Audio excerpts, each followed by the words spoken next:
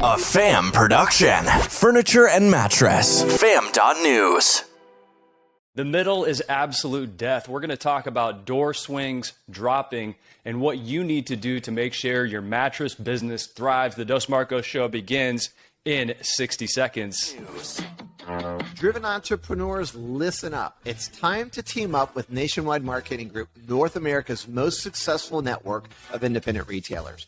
You'll gain access to programs and services that level the playing field between you and the national chains. Industry-leading digital marketing, increased buying power, exclusive networking events, and of course, their awesome learning platform. Nationwide Marketing Group is the business partner that helps you get results and stay ahead of the competition. Take the first step today and visit nationwidegroup.org. Welcome to the Dos Marcos Show with Mark Kinsley and Mark Quinn, where mattress and furniture leaders gather to grow, get the inside scoop, tell stories, and take tequila shots. Uno, dos, tequila! The galaxy's greatest mattress podcast has liftoff in 3, 2, 1. Let's enable 7, 8.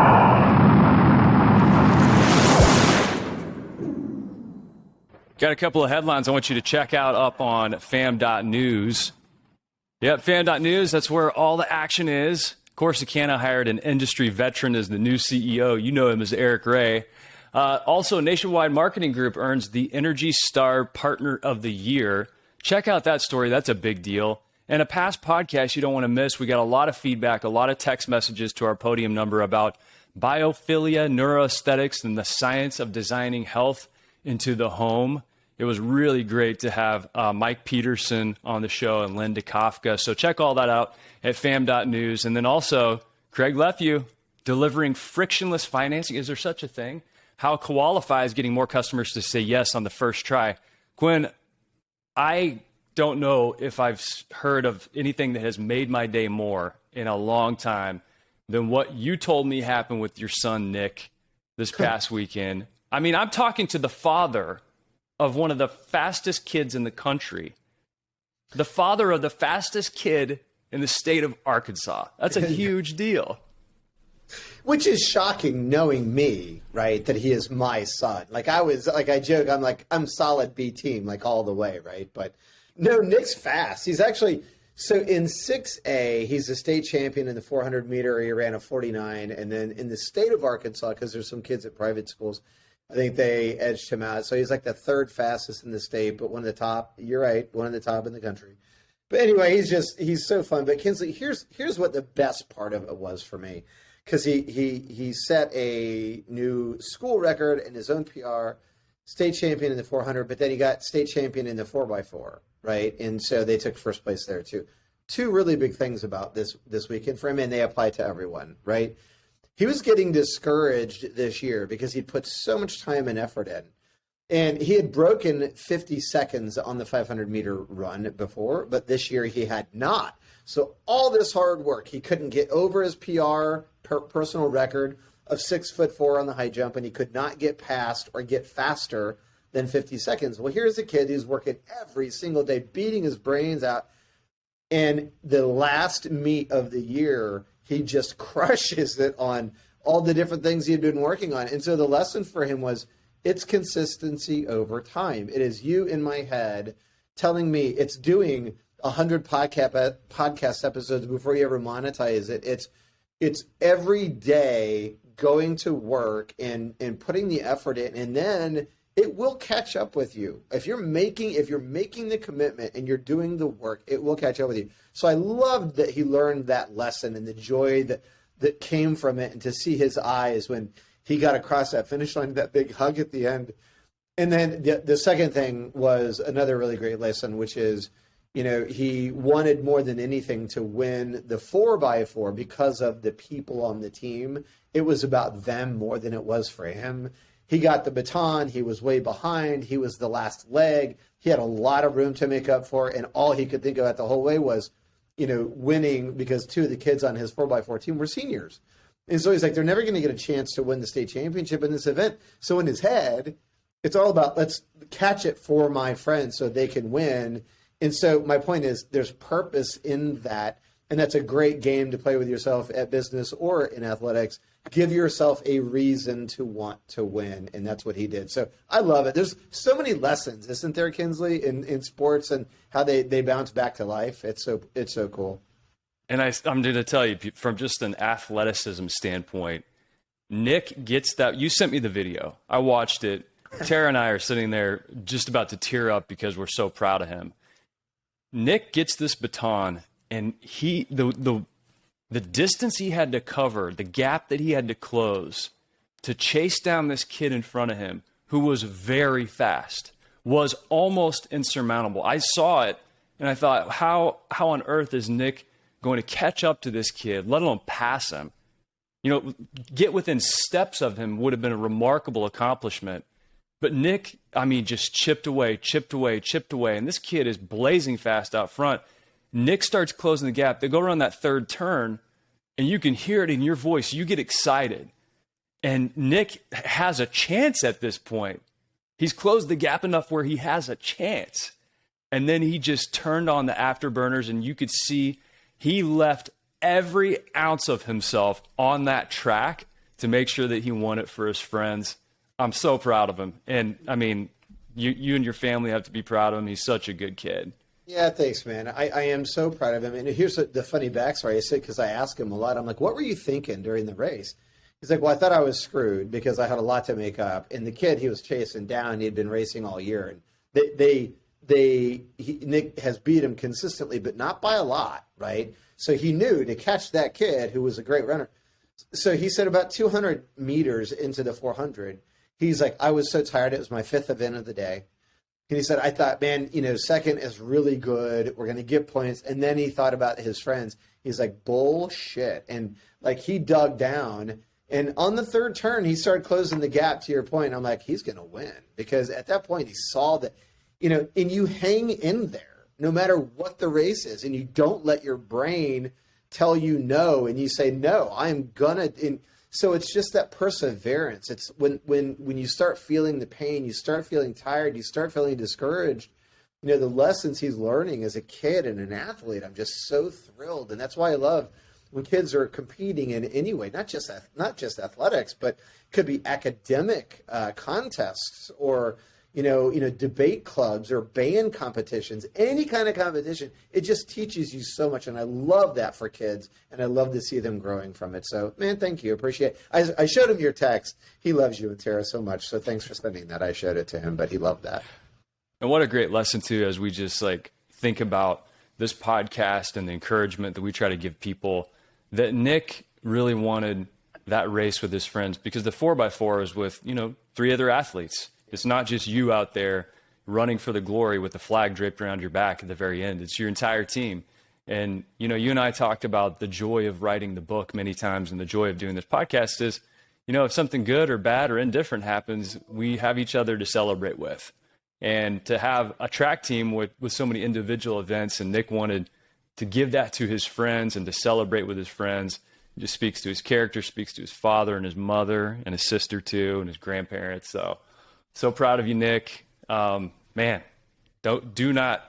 he's going to be our guy. Let's take him places and be like, this kid will race you. I mean, he's we'll tell Nick to kind of act like he's got some rocks in his shoes and then just let him do his thing. Well, he gets out there, and I don't know, man, he does it. So I don't know how he does it, but I'm so impressed with it. I just impressed for his commitment. But anyway, and thank you for all that. How are you doing? You got on your bike today, and you had a gear go bad on you, or the shape-shifting gear binder box, or whatever the hell you called it. Yeah, the rear derailleur is pretty much cracked at this point. There we go. I need a new chain, and so I literally was going over this little kicker and something went wrong. And so luckily I skidded to a stop and I'm good to go. But the next place I'm skidding to a stop, by the way, is going to be Orlando, coming up for the Furniture Today betting conference. Baby. Yeah. So our good friends at Furniture Today, I know have been working really hard. I've seen a lot of emails from Jessica Byerly and Sheila Longamera, and they're just getting everything ready, man, getting the speakers lined up. Our boy Magnuson's going to be taking the stage. Mike Magnuson with goodbed.com he might try to convince us that reviews are helpful for brands. So we definitely want to listen up to that. Of course, Magnuson has a bunch of past episodes on fam.news if you want to go listen to him. So I'm jazzed up for that because that world is constantly evolving. What else we got? I mean, what's the focus? What's the theme? So on the day one, so you get in and it's cocktails, but they've got Scott Deming. Scott's the ultimate customer service experience. So he's going to talk about the common tilt towards customer service based communications and how companies really have their teams aligned around that, which is so true, right? And so what is it really like, the customer service experience, and how are you game planning for that? And I think no matter what, Kinsley, it's like, companies can always actually do well to hear some of that. And then I guess Resident's going to be sponsoring the break there. So thank you to Resident. You got Leggett, the cocktail party the night before, which hasn't changed much, has it? We were doing that when we were there. And then you got State of the Industry. You got retailers sharing real world experiences with consumer shopping habits, a big discussion with TSI. So Tempur is going to be there, and 4 retailers regarding today's interactions with mattress customers and how they shop and the knowledge that they have and they bring into the store before they ever make the purchase. Kinsley, now we're in the information age, right? And it gives consumers potential power. And so they all come into stores like knowing everything. And so I think they're going to talk about that. But that's just day one. That's just day one. You got to be on site, boots on the ground for day 2 and beyond. And so I'm excited to, number one, make sure that we're, as an industry, sharpening the saw, aware of what's happening in our field and beyond, because sometimes we get in this little echo chamber. And I'm excited just to see people, see friends from the industry. The networking that happens is always, a favorite part of mine. So we'll be there. I mean, Englanders are going to be there. I know you got a crew coming up in from Houston that's going to be there. Yep. And I know a lot of our friends are going to be there in Orlando. So excited for that. Hey, also here's just like a little follow up almost to a past podcast, but they do a really great job on the Mattress Industry Network Facebook group. I think it got almost coming up on 1,500 members, and so they do a really nice job. And so there's been some good discussion, and there was a little commentary going on around an article that went live on the Fam, and I think the headline was "Fish for Rich People: When Door Swings Drop, Average Tickets Need to Increase." And so I think people were talking about the fish for rich people. Probably the more accurate headline to represent the story that Alex did a great job with would be fish for bigger tickets. That's kind of the spirit of the story, because he actually got into the group and talked to a mattress industry consultant and Texan mattress owner, Lawrence Hellier's. And Lawrence just was really making a case for, if fewer door swings happen, how are you going to increase those average tickets? And I've been talking to some of our reps, even just today in the Pacific Northwest. We were talking about how the low end and really the more premium price points are doing okay, and the middle is really getting squeezed. The middle tends to be death. And, people have money, they got money, they want something good, they want it now. But if they're more budget conscious, they're coming in and they want something at the lower end. So some of those middle price points seem to be getting squeezed out. And as we have seen retail foot traffic drop some, we've been trying to help with that, by the way. Last podcast, Quinn and I brainstormed a bunch of stuff for you. But as we've seen that happen, you've seen the barbell effect, I guess, if you will. What's your take on that idea of fishing for bigger tickets? Yeah, I think some of the pushback was fair, because they're like, hey, rich people aren't the only people that can afford a good bed. So I totally buy into that idea, because people that buy expensive beds are people that value sleep. And if they're not into buying an expensive bed, then maybe they haven't been coached up or educated about the importance of the decision they're about to make. So we've talked about that many times. But when you're fishing for the big tickets, if you don't ask for the big sale, if you don't give them perspective, if you're not educating them, if you're not giving them, if you never take them to a bed that is out of their price range, call it $5,000, $6,000, $7,000, or even somewhere a little bit south of that, then there's no measuring stick, right? So you have nothing to compare that to. So I think it's okay to not count their money. I think Giannakovo even said that. Let's not count our customers' money. I agree. Don't count their money. Show everyone. Give everyone the opportunity to lay on those beds. But the point of the piece was make sure that you're adding to the ticket, right, with other things. And and you're doing everything the right way to increase tickets on either the mattress cost or the add-on sales after that. So that was the gist of it, and I think there were some observations on both sides that were probably fair and accurate. I agree, and I think Lawrence did a nice job of really trying to help people understand, absent of value, people make decisions on price. So we need to build value in everything we do. And really, he was talking about from a marketing strategy standpoint, shifting over to in-stock, long-term financing, delivery and removal, large assortment of choices, all these different things that if a consumer in the marketing phase gets the message that it's a $99 twin or a $199 queen or whatever it is, that's the priming that you're doing, and that's the customer you're fishing for. So they're coming in thinking that, sleep is cheap. I'm going to get cheap sleep. Whereas if you're building value in what you have, and the differences between shopping in a brick and mortar location versus online, for example, or just forget about online, just build value in who you are, what you do, and what you deliver for people. That's the priming of the customer that you want to come into the store, somebody who somewhat, I guess, appreciates that value and will allow your team with their expertise to share more about that sleep system, about the accessories, about the sleep environment, and build value in your products. And I think that's the gist of it for me. And then, you fly that pirate flag high enough, you're going to get your pirates, right? You're going to get the people that want to hop on that ship and buy something from you because they value it. It's not about the exact money in their bank account or some moniker of rich or not. No, no, you're right. It's not about the being rich part. It's about how they view sleep. And that's why it's so important. That's why it's all of our jobs. Mark, I think we sound like a broken record when it comes to some of this stuff. But, here's a good filter to put this through. If you're listening to this, and I don't care if you're a retailer or a bedding brand, or if you're selling sleep essentials, it doesn't matter. The filter is go to your website, go to your advertising, go to your social media, and for every post, every ad, every line of copy, I want you to bucket everything into it builds value in something we do, something we sell, a process, our people, something. It builds value, or it doesn't. 2 buckets, that's it. And when you get done, you're going to be shocked at probably the imbalance on the ledger, right? So much is communicating at people without building value in what you're communicating to them. And so if you go through that exercise and you're kind of thin on the value build, then you got to think about your strategy, because if you want a consumer to spend a bunch of money with you or to value sleep differently, then all you got to do is help them. You got to teach them. You got to educate them. You got to bring them along. You got to bring them down the rabbit hole. And then when you do, it's an amazing thing that happens. It is a true transformation when they value sleep differently. And they value the bed differently, Kinsley. We do a crappy job, we know, connecting the dotted line of a mattress to sleep. It's got to be a solid line connection, not the dotted line. A mattress to sleep, sleep to wellness and health.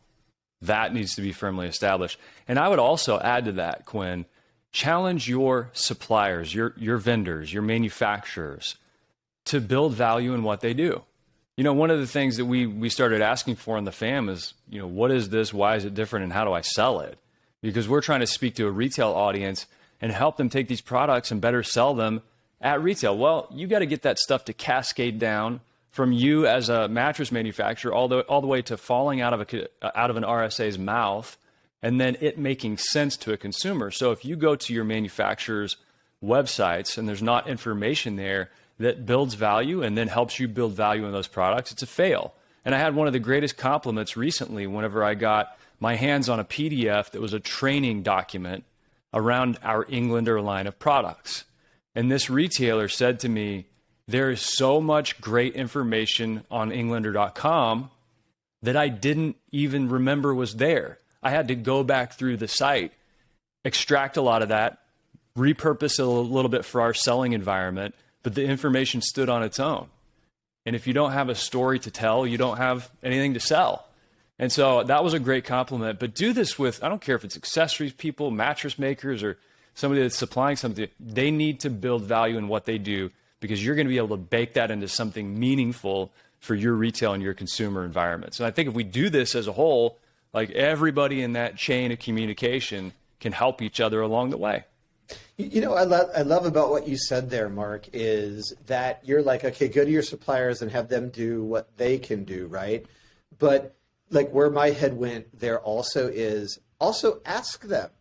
Ask people outside that aren't even in the category. Say, here's my company, here's my website. What do you think the value is of what we do? Or you've been shopping with us. Tell me what is it that you like about what we do or what we could be doing differently? If you don't understand your own story, ask other people to let you know how they see you and your story, and you'll be shocked probably at what you hear. How many times do we sit down with people, Kinsley, that want to come in and be sponsors of the fam, and we hear their story and we're like, oh my gosh, and then we go to their websites and we're like, where's that? Like, that story was awesome that you just told us. Why isn't it on your own site? Yeah, and sometimes it ends up being like synergistic gobbledygook thingies, you know. We're like, that's all hollow stuff that nobody cares about. Well, they might care about it, but it doesn't make any sense to most people. And it's always funny whenever you have two people from the same company trying to explain what they do. I did this with a supplier one time. There were 3 different people that have been in the industry for a long time. And I said, okay, I want you to explain phase change to me. And I had each of them go individually. And it was the most complicated, convoluted, trip over your shoelaces, mishmash falling out of your mouth, jumbled disaster. And so it took us a while to like boil this down to its component part. But that's the thing. You need to ask your people, and you need to ask other people, how would you describe us? And then once you figure out that message and who you are, whether it's your product or your selling story or whatever, then you need to make sure and market your marketing at that point. Make sure everybody in your organization is saying the same thing. That's branding, that's reinforcement, that's consumer messaging. But it's just funny. This is a constant problem for people. And I think people are getting better at it, though. I mean, I see some really good examples come our way. Good question. So build tickets, everybody. Build value. That's the message for today, Kinsley. All right. Well, hey, head over to fam.news. Make sure you're subscribed to the email newsletter. Give us a rating on Apple Podcasts or Spotify. Rate Quinn's performance today is 5 stars, please, because that's my rating for it. Well, you can rate my tan. I mean, I was out in the sun. You can rate the light glistening off my balding head. Rate us if you don't mind. That would be very helpful. But also, more importantly, guys, tell a friend. Like, let's get people to this campfire, as many as we can have. If you've liked an episode we've done in the past, send it to them, share it with them, and let's keep the conversation going. Love to the fam. You guys are awesome. And until next week, Mr. Kinsley, we are out of here. You could bounce on it. Yeah, bounce with it, bounce with it. Bounce with it, bounce with it. All right.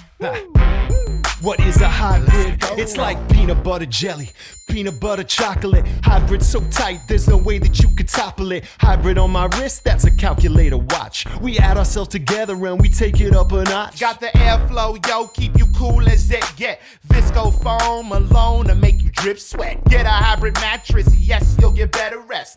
Cool and comfortable, Hybrid like a sweater vest. you know the game, we're ahead of the sun. Cause the two of us together are way better than one. Cause I'm cool as ice and I'm hot like a heater. Bounce by the ounce, now we got it by the liter. Well, you take a spring and you wrap it up right. You can sleep so smooth or bounce all night. Put 2 together, get a whole lot more. Get the feel of the comfort core. You could bounce on it. Lay back, you don't have to practice. It's the best thing to happen to your mattress. Get together to do it like I did. Everybody get hybrid. If you want somebody to get in your vicinity, you probably want to feel a little bit of a hybridity. Foam alone, out of 5, maybe 1 star. Springs and foam, we're taking care of that lumbar. Mad back support, the best way to shack up or just get rest that won't mess your back up. Like a hot chick mixed with a particle physicist or a mullet. Party in the back of the business. Best of both worlds like Mars and Venus. The ultimate hybrid, nothing short of genius. Keeping it loose while keeping it tight. We can make you sleep or play all night. Put 2 together, get a whole lot more. Get the feel of the comfort core. You could bounce on it. on it. No stopping when the beat gets played back. Springs keep it popping, foam keeps it laid back. Party over here, get invited. Everybody get hybrid. Sing hybrid. Listen, doesn't matter if your kitchen is charming when your bedroom's the most important part of the apartment. What kind of bed do you keep back there? Does your girl wanna chill on a beanbag chair? Hell no! You need springs and foam, cause if that bowling ball don't bounce, you'll be sleeping alone. And if the bed don't react, then you can't get low. We got the type of bounce that won't spill your Merlot. So stick with us and you'll get rewarded. Cause I'm so gentle And I'm so supportive. Hybrid is where the magic is. And we just killed a song about mattresses.